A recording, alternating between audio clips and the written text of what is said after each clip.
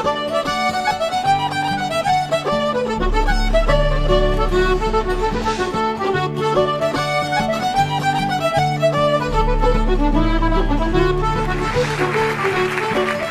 go back to the core reason why I asked you to take out your business card. You're working in a business where you've got good products, your competitors have got good products, but ultimately it may well come down to the relationship you've got with your customers. So what I would like you to do is to write down on the back of this business card, and then I'm going to ask you to take the business card and put it in with your driving license or with your credit cards. I would like you to write down the 3 words. I'm not going to ask you what they are. I would like you to write down the 3 words you would like your customers to say about you after you have left the meeting with them. Write down the 3 words you want your customers to say about you after you have left the meeting with them. I'll give you a minute to do it. But basically what you have written down there on that business card is your brand promise. Now, a brand promise does not mean that that is what the customer sees as your brand. But if you can actually live those 3 words, you have a much better chance than of the customer actually seeing that this is your brand, and they will say those things about you. I'm asking you to put the business card back in with your driving license or with your credit cards, is that when you go to the gas station tomorrow or go to the airport, you got to take out your driving license for ID, you will see those 3 words. You will say, hey, would Bill, Nancy, Jerry, Francis use any of those 3 words to describe me after they met me at the HMMC conference? Or when you go to your clients next week, will they say those 3 words about me? Now, the power of this, if you really believe that those 3 words are important, right? The next time you are making a major sales pitch, take out that business card and ask yourself, all right,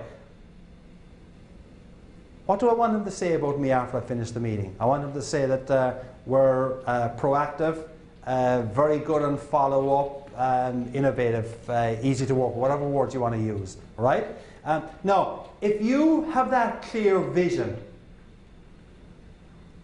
as to what you want them to say after you've left the meeting, and if you believe that if they say that, you've been successful, I think what you can now do is you can actually figure out, how do I craft my presentation to get them to say those words? Now, I'm not suggesting you be manipulative, but I mean, you know, you can phrase your conversation and your sales presentations, obviously, to get the business. So, I mean, it's not just going into, my objective is not just to go into get a $4 million piece of business. My objective is right now, because decisions are not yet being taken, my objective right now is to get them to know that we're reliable, innovative, easy to work with, etc. If you go in with that clear goal, you'll have framed your thinking about it, and when you frame your thinking about that, you have a real chance of making it happen. And if you make it happen, you have a clear goal and a clear vision as to what success will look like. Another example of an organization that was energized by clear goal and clear vision is McDonald's. The thing about the clear goal and vision is, saying you want hot, fresh food and clean restrooms is not very dramatic, but it is compelling and it is clear. And I think when you're developing your vision, it doesn't have to be dramatic, it doesn't have to be different from your competition, but if you actually make it compelling and you make it clear, you have a much better chance of making it happen. So clear goal that can make a difference to you, though, is whether or not you implement what I call restroom marketing. And you're kind of saying, what is he talking about now? Restroom marketing. Restroom marketing comes from that little anecdote I told you about McDonald's. And Cantaloupe said that people were boycotting McDonald's because they weren't providing fresh hot food and clean restrooms. And basically what he realized is that there are certain things that if you don't get right, people will boycott your business.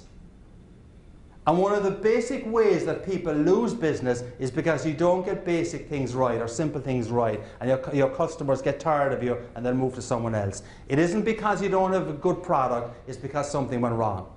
And one of the simple little questions you could ask yourself in terms of restroom marketing is to ask yourself, I would define restroom marketing as non-negotiables, all right? So for McDonald's, it had to be clean restrooms, right? It had to be hot, fresh food. And once they started moving away from that, they started to lose business again. For you, the non-negotiables are things that if you don't get right, your customers will walk. And a very good exercise for you to do with your colleagues would be to ask yourself, what are our non-negotiables? What are the things that if we don't get right, we lose customers? And these are non-negotiables that don't necessarily just apply to the C-suite, to the executive office, but they apply to every part of the business. How many people here are fans of Eli's Cheesecake? A few people here, right? Famous Chicago cheesecake operation. I was listening to the CEO of Eli's Cheesecake a couple of days ago at a conference, and he said the most important person in the restaurant is the busboy. And what you've got to understand is who are the people, the equivalent of the people serving your table for your customers. And you've got to make sure that they understand what the non-negotiables are. And if they understand what the non-negotiables are, if they implement them, you're going to satisfy your customers, they're going to say good things about you, you're going to grow your business. A simple concept, but not something that people necessarily pay a lot of attention to. So that's the first element I want to speak to you about. G is for goals.